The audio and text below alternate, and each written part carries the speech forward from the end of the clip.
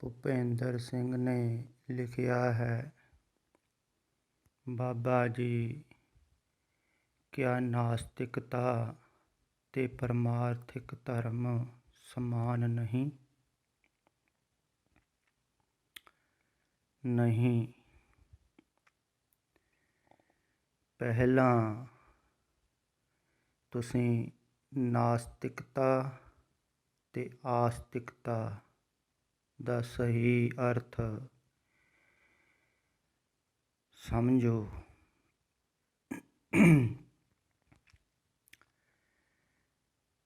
ਨਾਸਤਿਕ ਦਾ ਅਰਥ ਹੁੰਦਾ ਹੈ ਜਿਹੜਾ ਆਦਮੀ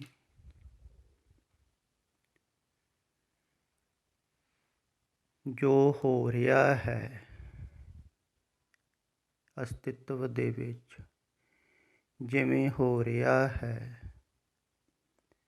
ਉਹਨੂੰ ਪੂਰਾ ਸਵੀਕਾਰ ਨਹੀਂ ਕਰਦਾ ਹੈ।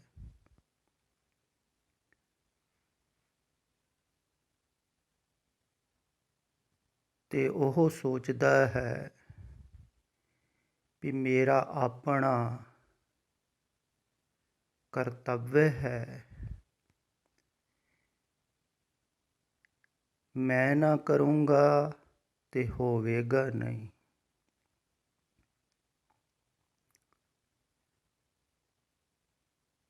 ਤੇ ਨਾਸਤਿਕ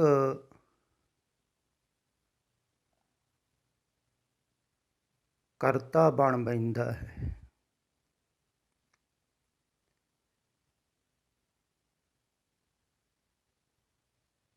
ਨਾਸਤਿਕ ਦਾ ਅਰਥ ਹੈ ਜਿਹੜਾ ਨਾ ਦੇ ਵਿੱਚ ਜੀਂਦਾ ਹੈ, ਨੋ, ਨਹੀਂ।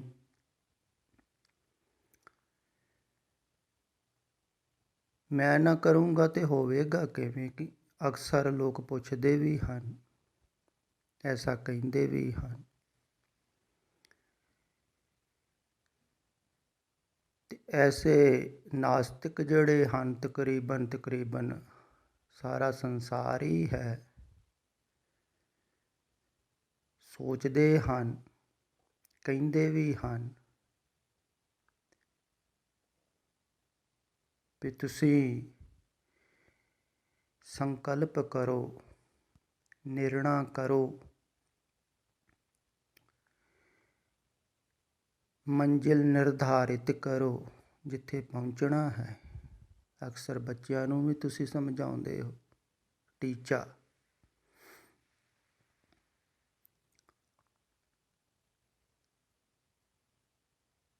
ਤੇ ਜੋ ਤੁਸੀਂ ਕਰੋਗੇ ਫਿਰ ਦ੍ਰਿੜਤਾ ਦੇ ਨਾਲ ਕਰਨਾ ਹੈ।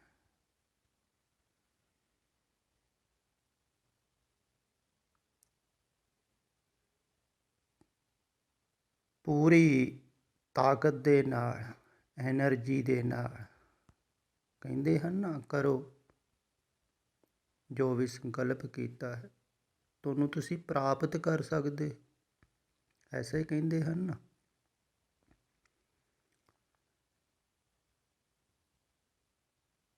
ਵੀ ਤੁਸੀਂ ਕਰਨਾ ਹੈ, ਹੋਰ ਕੋਈ ਕਰਨ ਵਾਲਾ ਨਹੀਂ ਹੈ।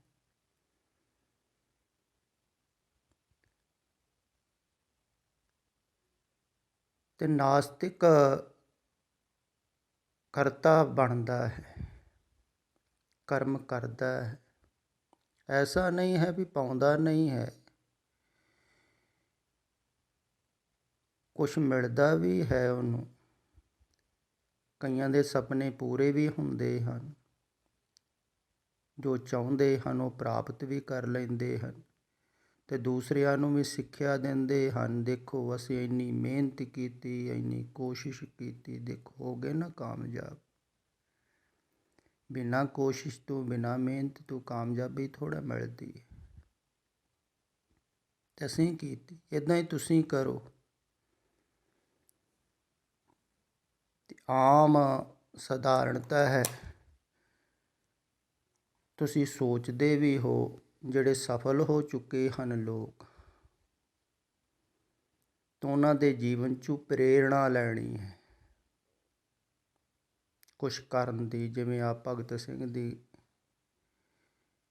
ਰਿਕਾਰਡਿੰਗ ਪਾਈ ਹੋਈ ਹੈ। ਪ੍ਰੇਰਣਾ ਲਓ, ਸੰਕਲਪ ਕਰੋ, ਦ੍ਰਿੜ ਨਿਸ਼ਚਾ ਕਰੋ ਤੇ ਕੁਛ ਪ੍ਰਾਪਤ ਕਰ ਸਕਦੇ ਹੋ, ਕੁਛ ਪਾ ਸਕਦੇ ਹੋ।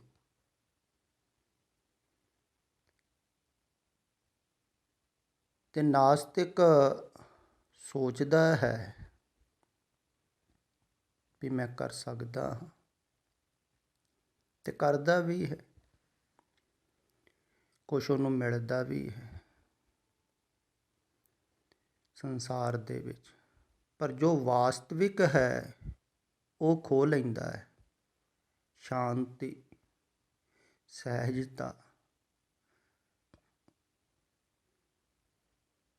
ਕਿਉਂਕਿ ਉਹਦੀ ਦੌੜ ਬਾਹਰ ਹੁੰਦੀ, ਕਰਨਾ ਹੈ ਕੁਛ। ਤੇ ਆਸਤਿਕ ਬਿਲਕੁਲ ਉਲਟਾ ਹੁੰਦਾ ਹੈ ਨਾਸਤਿਕ ਨਾਲ। ਨਾਸਤਿਕ ਦੀ ਦੌੜ ਬਾਹਰ ਹੈ, ਆਸਤਿਕ ਦੀ ਅੰਦਰ ਹੈ। ਆਸਤਿਕ ਕਹਿੰਦਾ ਹੈ ਆਪਣ ਕੀਤਾ ਕਛੂ ਨਾ ਹੋਵੈ, ਹਰ ਭਾਵੈ ਤਿਉ ਰੱਖੀਏ। ਆਸਤਿਕ ਕਹਿੰਦਾ ਹੈ ਵੀ ਜਿਹਨੇ ਜੀਵਨ ਦਿੱਤਾ ਹੈ, ਆਪਣੇ ਆਪ ਤੇ ਤੁਸੀਂ ਪੈਦਾ ਨਹੀਂ ਨਾ ਹੋਏ ਹੋ, ਕਿਸੇ ਨੇ ਪੈਦਾ ਕੀਤਾ ਹੈ। ਜਿਹਨੇ ਪੈਦਾ ਕੀਤਾ ਹੈ ਉਹਨੇ ਕਿਉਂ ਪੈਦਾ ਕੀਤਾ ਹੈ ਇਹ ਤੁਹਾਨੂੰ ਥੋੜ੍ਹੀ ਪਤਾ ਹੈ। ਤੇ ਜਿਸ ਕਾਰਨ ਤੁਹਾਨੂੰ ਉਹਨੇ ਪੈਦਾ ਕੀਤਾ ਹੈ, ਜਿਸ ਵਾਸਤੇ ਤੁਹਾਨੂੰ ਪੈਦਾ ਕੀਤਾ ਹੈ, ਜੋ ਕੰਮ ਉਹ ਕਰਾਉਣਾ ਚਾਹੁੰਦਾ ਹੈ ਉਹ ਸਹਿਜ ਹੀ ਕਰਾਵੇਗਾ।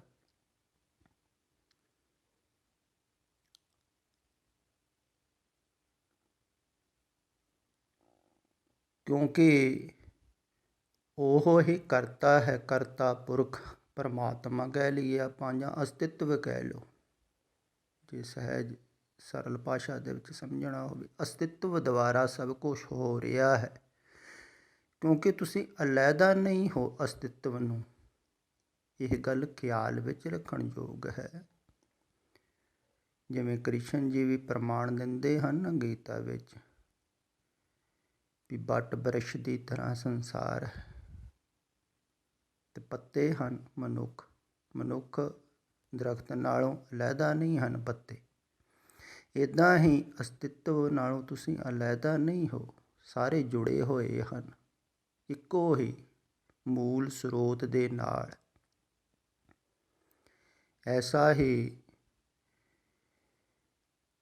ਬਾਬੇ ਨਾਨਕ ਦੀ ਬਾਣੀ ਵਿੱਚ ਵੀ ਕਿਹਾ ਹੈ ਬਹੁਤ ਜਗ੍ਹਾ, ਜਲ ਤਰੰਗਾਰ ਫੇਨ ਬੁੱਧ ਬੁੱਧਾ, ਜਲ ਤੇ ਪਿੰਨ ਨਾ ਹੋਏ। ਵੀ ਜਿਵੇਂ ਸਾਗਰ ਦੀਆਂ ਤਰੰਗਾਂ ਹਨ, ਲਹਿਰਾਂ ਹਨ, ਤੇ ਸਾਗਰ ਨਾਲੋਂ ਅਲੱਗਾ ਥੋੜ੍ਹੀ ਹਨ।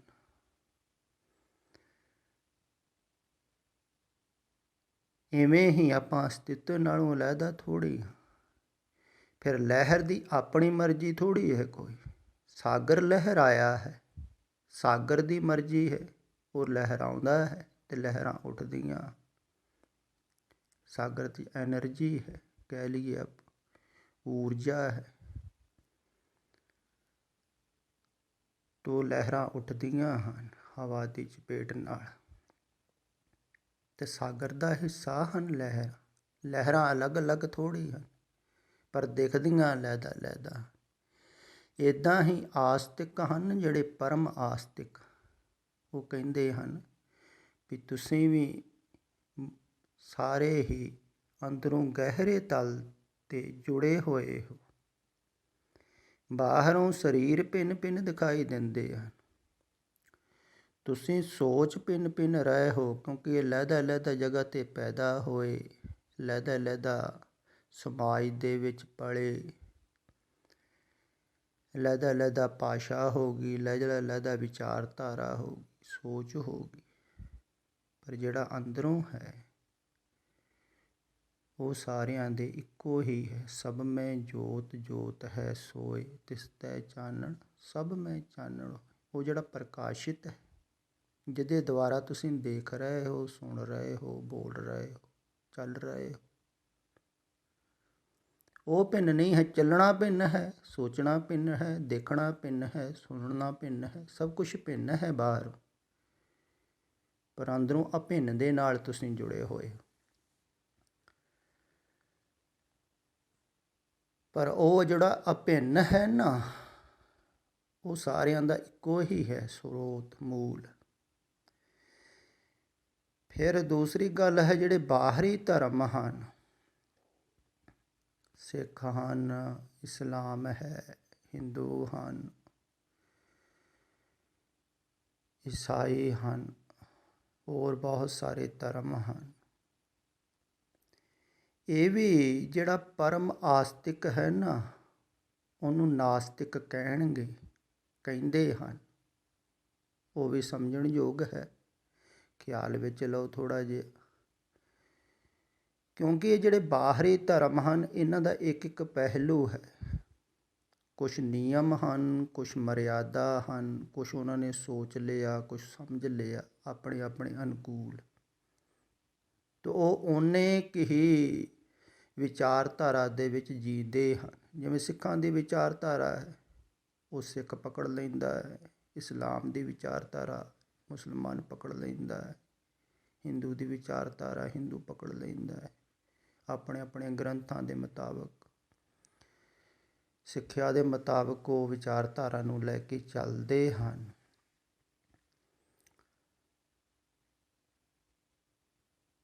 ਅਤੇ ਇਹ ਵੀ ਜਿਹੜੇ ਧਾਰਮਿਕ ਲੋਕ ਹਨ, ਇਹ ਆਸਤਿਕ ਨਹੀਂ ਹਨ। ਕਿਉਂਕਿ ਜਿਹੜਾ ਆਸਤਿਕ ਹੈ ਨਾ, ਉਹ ਸਮੱਗਰ ਨੂੰ ਸਵੀਕਾਰ ਕਰਦਾ ਹੈ।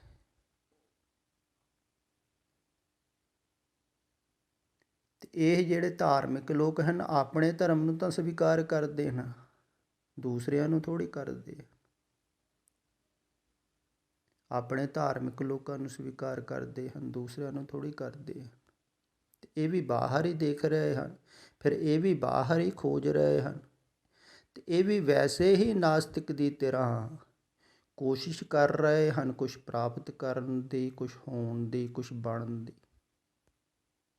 ਭਾਵੇਂ ਉਹ ਪਰਮਾਤਮਾ ਨੂੰ ਪ੍ਰਾਪਤ ਕਰਨ ਦੀ ਵੀ ਕੋਸ਼ਿਸ਼ ਕਰ ਰਹੇ ਹਨ, ਤਾਂ ਵੀ ਕੋਸ਼ਿਸ਼ ਤਾਂ ਉਹ ਹੀ ਕਰ ਰਹੇ ਹਨ ਨਾ, ਵੀ ਸਾਡਾ ਕਰਮ ਹੈ। ਕਈ ਕਹਿੰਦੇ ਵੀ ਹਨ ਨਾ, ਵੀ ਸਾਨੂੰ ਮਨੁੱਖਾ ਦੇ ਹੀ ਮਿਲੀ ਹੈ। ਕਾਹਦੇ ਵਾਸਤੇ? ਪਰਮਾਤਮਾ ਨੂੰ ਖੋਜਣ ਵਾਸਤੇ। ਅਤੇ ਖੋਜਦੇ ਹਨ ਪਰਮਾਤਮਾ ਨੂੰ।